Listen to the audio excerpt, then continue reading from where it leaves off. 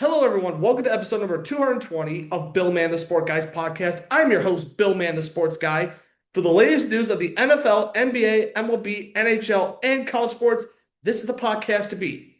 So, before we get to some of the news, what I would like to do today, today's recording, is a weekly NFL team rankings. Now, obviously, week one already happened, so we're going to completely call week one a complete default.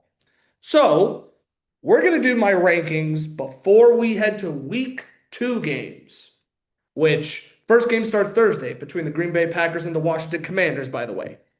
So, let's jump right ahead and do it. So, at number 32 on my list, we have the Miami Dolphins. Yeah. Is everything okay in Washington, in Miami? Tua Tagovailoa did not look good. Tyreek Hill looked horrible. And if the Dolphins don't clean this up anytime soon against the Indianapolis Colts, because let me remind you, if you squat, they basically turned Jalen Hurts into No, let me recorrect that. The Dolphins turned Daniel Jones to Jalen Hurts, Patrick Mahomes, Lamar Jackson, and Josh Allen, and you squash the four of them together. Daniel Jones outschooled Miami's defense. And if they don't get it together for their next match, they are going to be in, yeah, their next game's against the Patriots at home. Then we can maybe say Mike McDaniel is on the hot seat. At number 31, the Cleveland Browns. I know, they got one of the best defensive players in the NFL, Myles Garrett, but let's be honest, the team doesn't even look good. And while they lost by one to the Cincinnati Bengals, but I don't have any reason to put this team up higher in the list. Number 30, the New Orleans Saints. It's just going to be a long year for the Saints. And with a 2013 loss to the Arizona Cardinals, sorry, Saints fans, it's just a long year. Number 29, the Tennessee Titans. Yeah, 20 to 12 loss against the Denver Broncos. Cam Ward looked okay, but it just doesn't get any easier. They got the Rams next. Another team that it's just going to be a long, miserable year. Number 28, the New York Giants. While the team didn't show up, let's be honest, they got beaten by a Washington Commanders team in their division. And yeah, another example of another rebuilding team, and it's just going to be a long year. Number 27, the New England Patriots. While they did lose to the Raiders, but Derek May did fine. 30 for 46. He threw for a touchdown. He did throw an interception, but we'll see. I mean, don't want to overreact after week one, but Patriots could be heading in the right direction, maybe. Number 26, Carolina Panthers. I have the Panthers up higher because they were just meh. That's just all I gotta say. Offensive defensive side, excuse me, offense defensive side of the ball. That's all. Nothing else. Number 25, the New York Jets. Okay, Justin Fields versus Aaron Rodgers. What a game that was. Justin Fields and Aaron Rodgers battling till the next point wins while the Steelers did run away, but hey, if the Jets defense can improve and with their next match, while they do have a tough one against the Buffalo Bills, let's see what kind of good are the Jets going to be. Who knows? Number 24, the Chicago Bears. Yikes. Uh NFL quarters. Um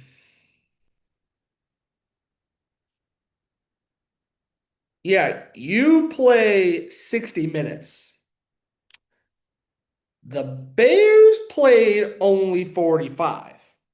You gotta play a full 60 minutes to win a game. And Caleb Williams was fine. DeAndre Swift, best offensive player in that game. But you guys got outschooled in JJ McCarthy's rookie debut. You got some explaining to do, Ben Johnson. But hey, you guys are going to verse the Lions, so Ben Johnson, he's going to be ready for a little bit of revenge against his former team. Number 23, the Indianapolis Colts. Listen, I know they clobbered a horrible Miami Dolphins team, but maybe I'm just being too generous with the Colts. I still don't think they're going to go far at all in 2025. Number 22, Jacksonville Jaguars. Team looked fine overall, fell short, but hey, another team where things can maybe look promising for the Jaguars in their in their 26 to 10 win. Now, they haven't versed real competition yet because they did verse the Carolina Panthers. But hey, they could possibly steamroll through Joe Burrow and the Cincinnati Bengals next. At number 21, Las Vegas Raiders. Okay, a hot take.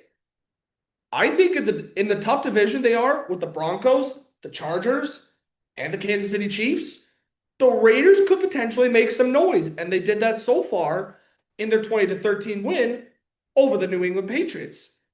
So we'll see how far they'll go. Maybe Pete Carroll will finally bring them to a postseason, and hey, maybe a Super Bowl. Well, that's a little too far of a stretch, but the possibilities are never endless, I guess. Number 20, the Atlanta Falcons. Listen, the division, their division is really bad. The Tampa Bay Buccaneers are just basically the only true contenders in that division, but don't sleep on the Atlanta Falcons, folks, because they could honestly make some noise in the NFC South. Well, let's see what they can do against CJ Stroud and the Houston Texans. Now, number 19, Arizona Cardinals. Another team where I feel like I'm being a little too generous with, but the problem is it's been the same Arizona Cardinals year after year. They start the season well, and then the 180 collapse begins. What kind of version of the Arizona Cardinals are we going to get? Because I feel like we're just not going to expect much until further notice. Number 18, the Cincinnati Bengals. There's a reason why I'm scared about their defense. They gave up 16 points and barely snuck away a win against the horrendous Cleveland Browns team. Hey, Cincinnati may want to clean it up, and Joe Burrow did look a bit shaky. Number 17, the San Francisco 49ers. Last year, they were banged up with injuries, and another example again. George Kittle's down, and he's not expected to come back until October 12th. Brock Purdy got hurt again. So I really don't know about the 49ers. And even before today's recording, I just don't know where to rank them. So I guess 17's good for now.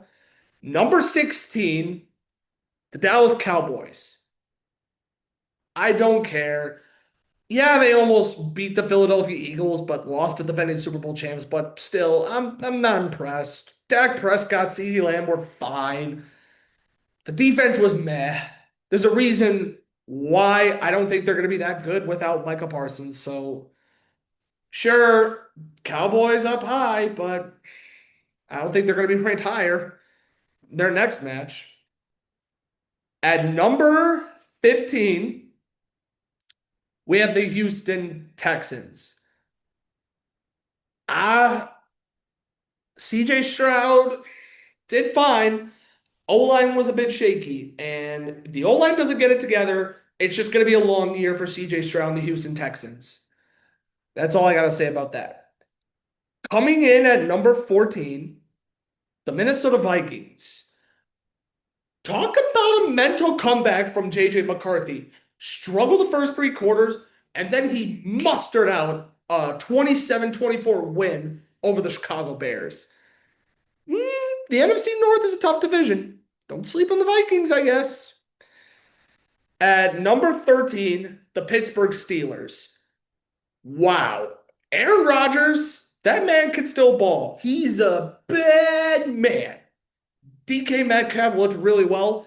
Hey, the Steelers might as well make it to the playoffs again, but we'll see. Number 13 is the Denver Broncos. If they want to turn the page and make it on a deep playoff slash Super Bowl run, they have to clean it up. Their 2012 win against the Titans, the defense was fine, but Bo Nix has to clean it up. That's all I got to say about this one. Uh, Number 11. Let's see.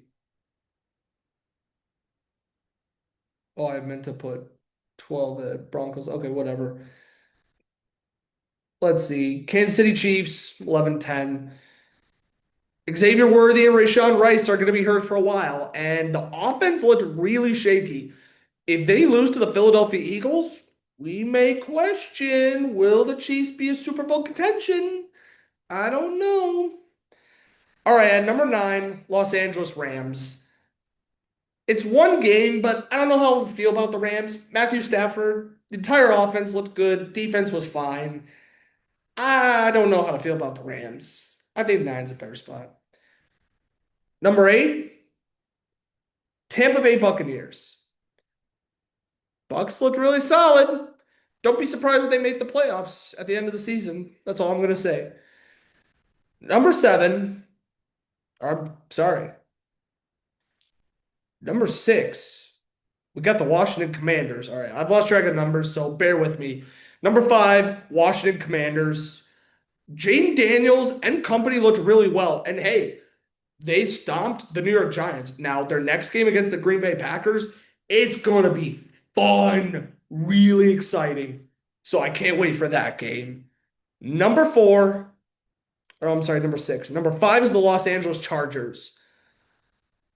Chargers? They really gave Patrick Mahomes and Travis Kelce a run for their money. But hey, if they can keep it up, don't sleep on the Chargers. They could be a sleeper team for the 2025 season.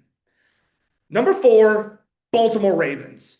While they did lose in a rough battle game against Josh Allen and the Buffalo Bills, they got to learn how to close the game. Lamar Jackson couldn't close out in the fourth quarter. Derrick Henry had a crucial fumble, which that obviously hurt a lot. And John Harbaugh might be in for a bit of a struggle year. All right. Coming in at number 3, the Green Bay Packers. The Packers with Micah Parsons. May I remind you, Micah Parsons is here. He is a Green Bay Packer. Detroit, Chicago, Minnesota, Kansas City, Buffalo, Baltimore, Philadelphia, and Washington. You all better watch out. Because, hey, if Green Bay's defense dominates against the Commanders, oh, the Packers are no joke. Watch out for Green Bay. And Matt LaFleur, Jordan Love has so many weapons to throw to, which is amazing. Jane Reed, Romeo Dobbs, Tucker Kraft, Matthew Golden, who they got drafted. Even when Christian Watson comes back. Ooh, what a time to be alive as a Packer fan. Wow. Number 2, the Buffalo Bills. Josh Allen, reigning MVP.